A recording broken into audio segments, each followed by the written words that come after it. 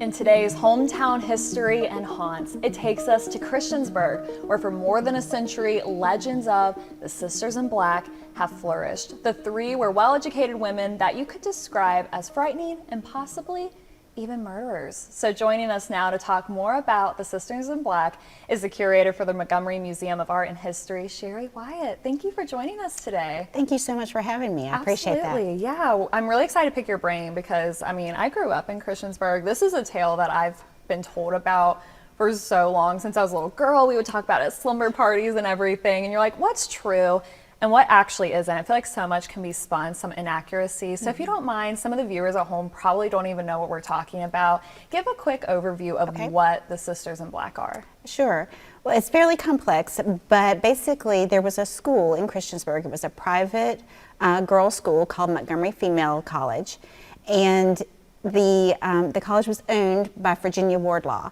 And in 1905, her sister, Caroline, and soon thereafter, another sister, Mary, joined her at the school and began being part of the staff, the faculty there at the school. And then strange things started happening. Okay. And eventually, a nephew died there at the school under suspicious circumstances. And the students became frightened. The sisters behaved strangely. There were locked doors and secrecy in the school. The women started dressing in black. Caroline in particular wore a heavy veil when she went out. There was reports of the sisters visiting Sunset Cemetery there in Christiansburg to see their families' graves at night. So lots of oddity was surrounding the three sisters. Yeah, kind of like some suspicious things going on. So kind of talk more about Caroline's nephew that came into play, because that's when I was talking to you a little bit earlier. I was like, that's when things almost turned sinister-like. Right. So a nephew, John Wardlaw Sneed, the son of Mary Sneed, a sister, was in Tennessee. And Caroline went to Tennessee and basically coerced him to come back to Christiansburg with her and join the faculty at the Montgomery Female College. And almost immediately, strange things started happening to John. He fell or was pushed off of a moving train, but he survived. He was found nearly drowned in the school's cistern, the well of the school. Then finally, in March of 1906, he was burned to death by the oil that was in the lamp next to his bedside. It had been doused on his clothing.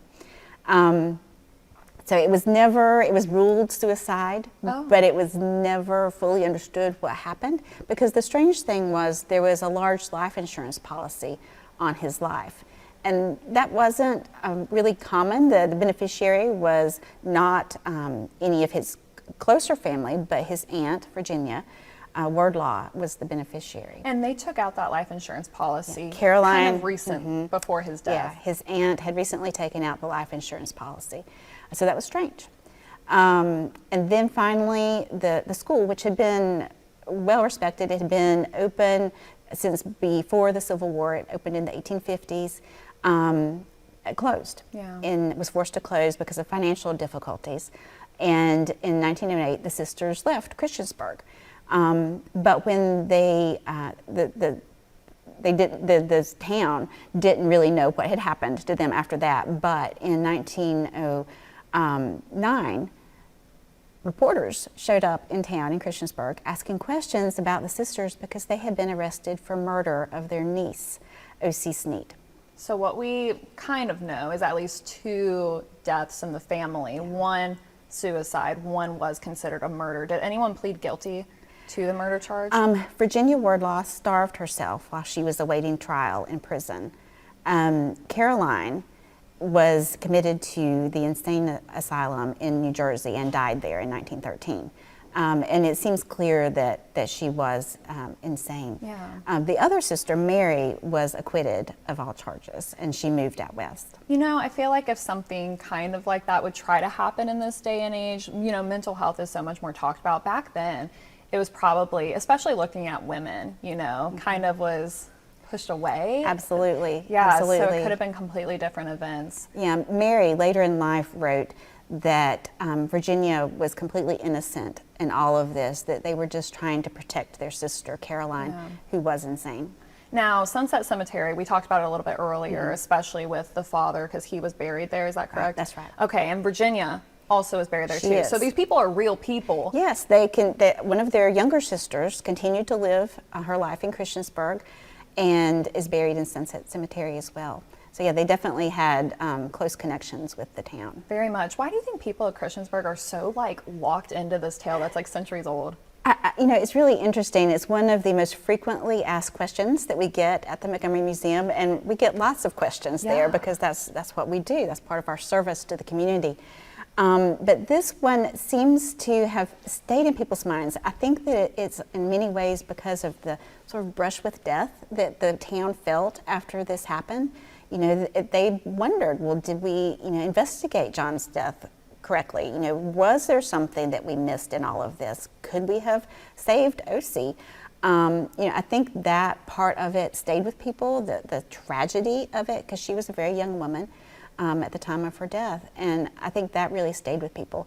And so it's interesting that people have continued to respond to this really tragic story. Very, especially that it's one of the most common questions you get asked too. Yeah, 250 almost years of history in Montgomery County, and that's one of the most frequently asked things that we get. Yeah, and then real quickly, I know that it was the former Christiansburg High School building. Now it's a technology center.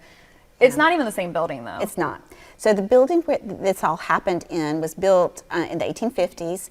It was torn down in the mid-1930s by the WPA when the current building, which is used still to this day by the Montgomery County Public School System, was built. So it's not the same building, but that has not stopped the ghost stories and tales.